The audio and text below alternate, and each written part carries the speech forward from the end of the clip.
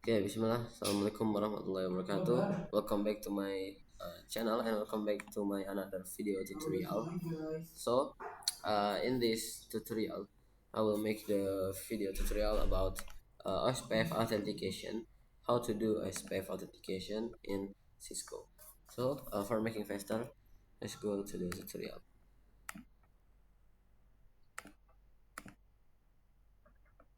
So the first step we'll make the topology first. So in here I will use the simple topology.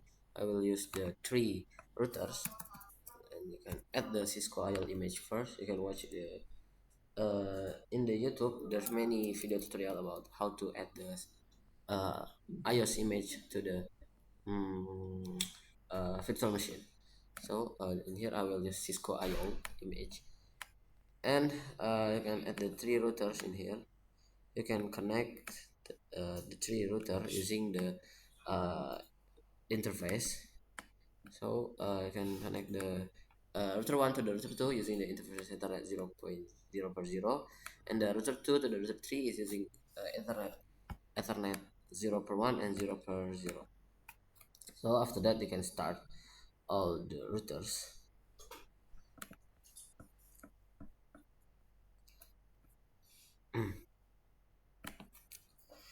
And uh,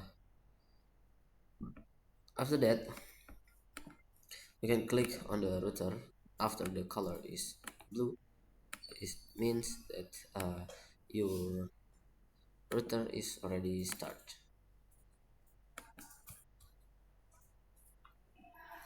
and you can wait until the router is ready to configure.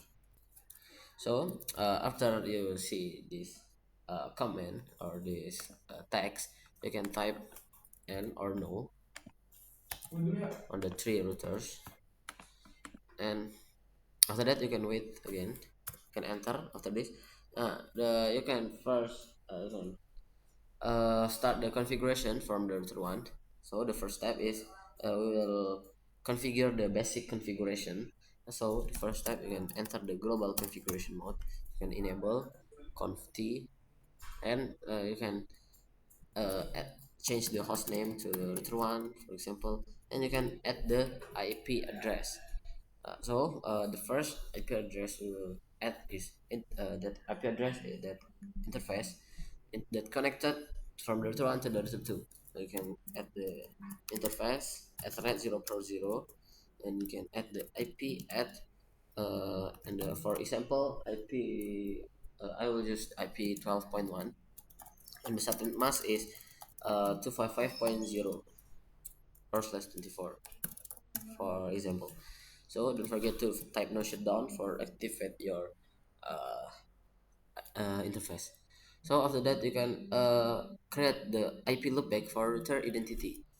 You can type interface loopback 0, you type IP at 1.1.1.1, and the subnet mask is 255.255 or the prefix slash 32. And after that you can move to the router 2 for basic configuration. You can enable configure terminal and change the host name to the router 2, and you can add the IP address. There are two IP address that we will add, that IP address that that interface connected from the router 2 to the router 1, and from the router 2 to the router 3.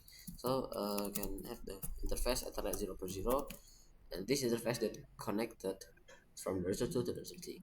So the IP address is I will use 12.2. The subnet mask is 255.0. Don't forget to type no SH or no shutdown. And you can continue to interface Ethernet point 1, 0 per 1. You can type IP at, for example, I will use IP at 23.2.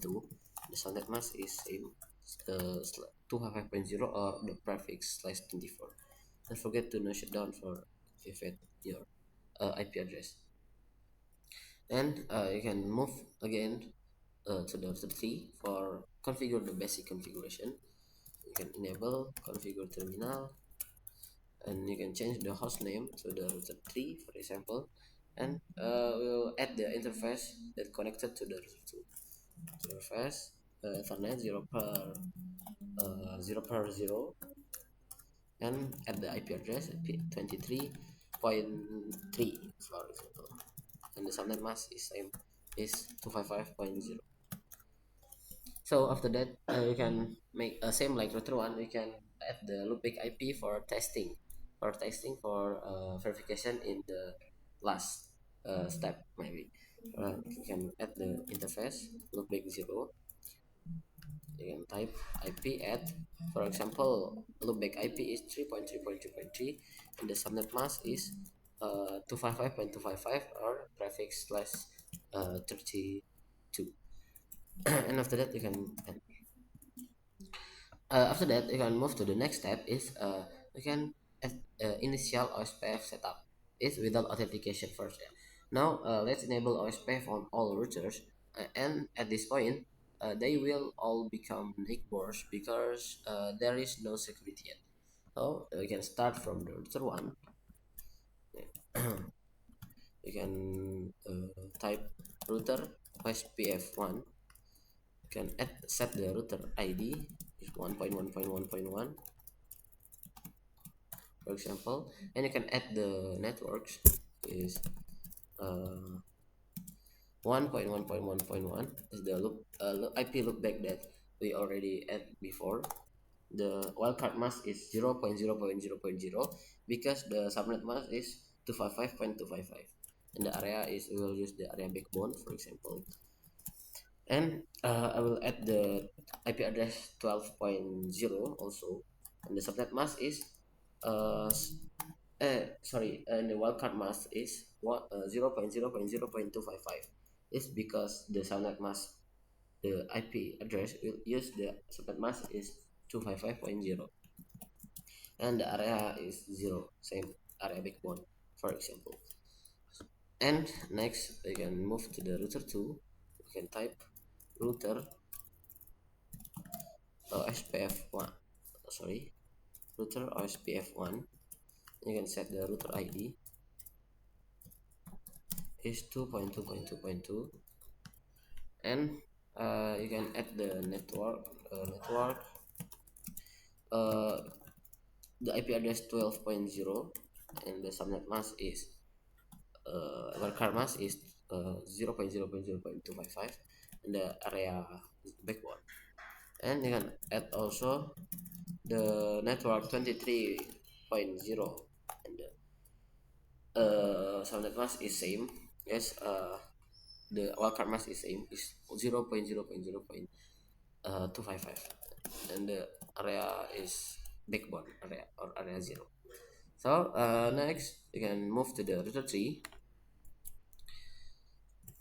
You can uh, is do same thing like the router 1 to the and the router 2. You can type router OSPF1, and you can set the router ID 3.3.3.3, and you can add the network.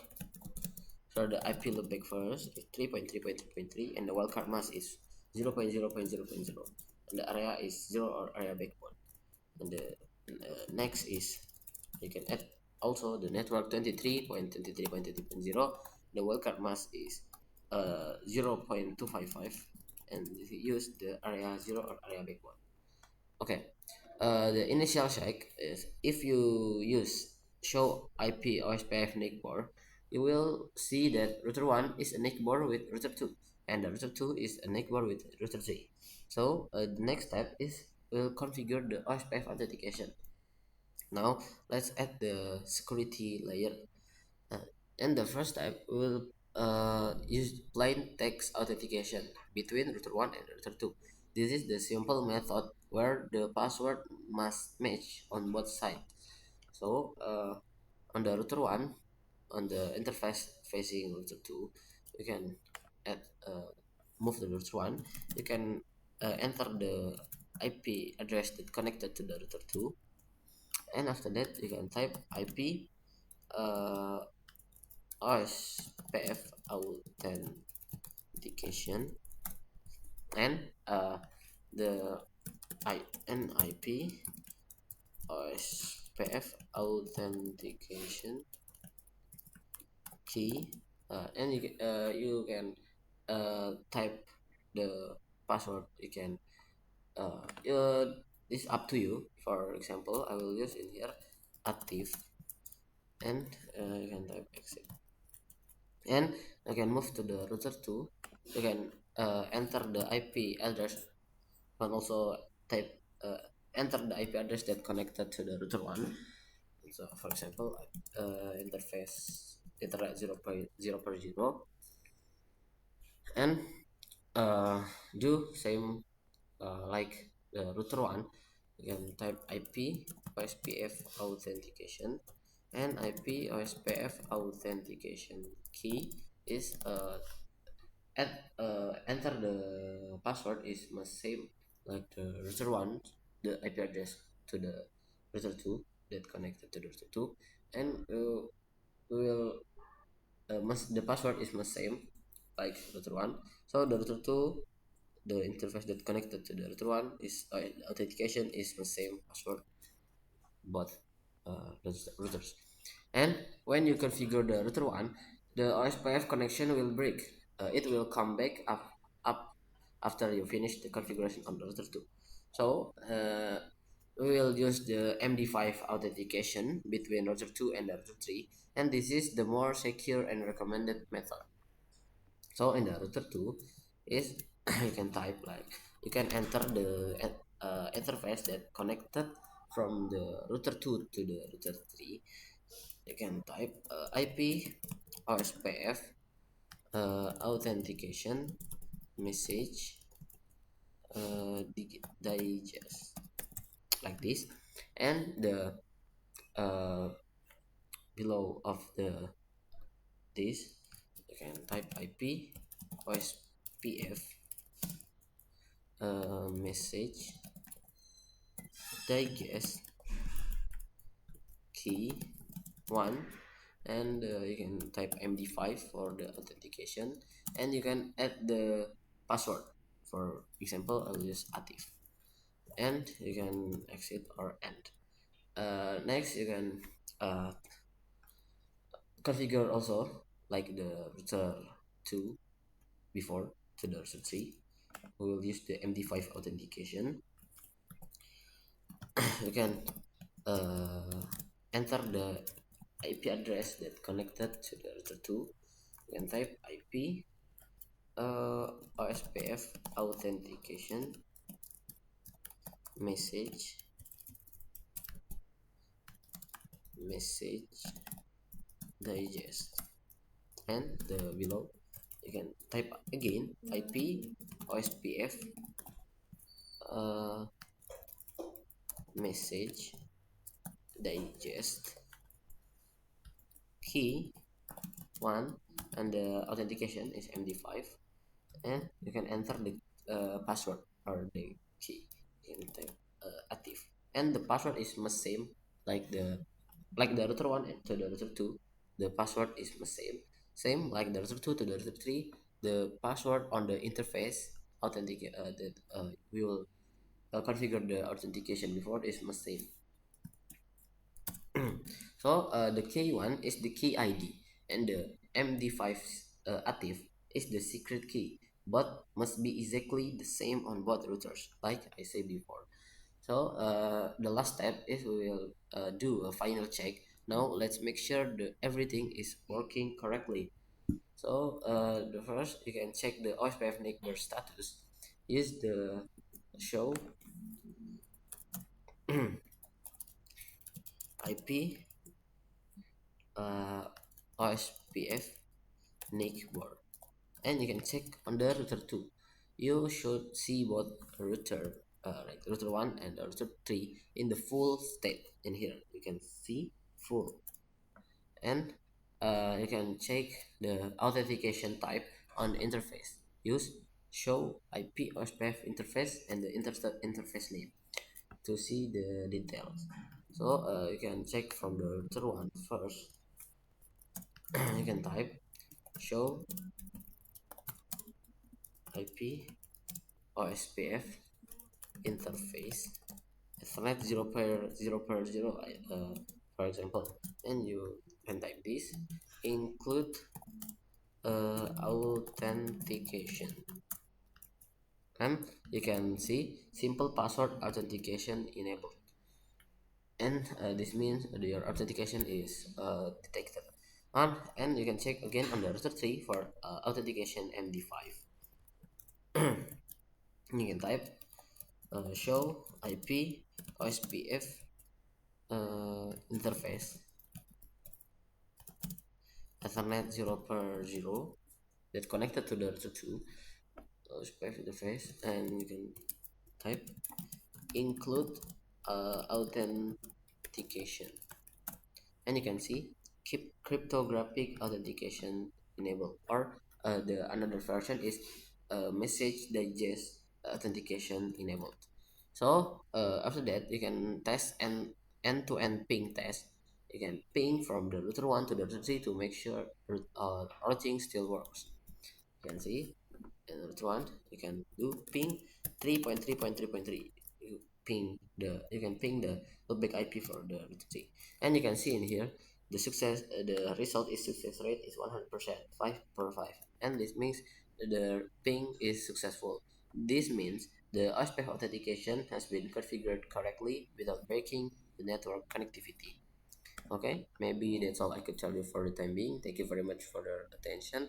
Sorry if I have many mistakes. See you in the next video. Wassalamualaikum warahmatullahi wabarakatuh.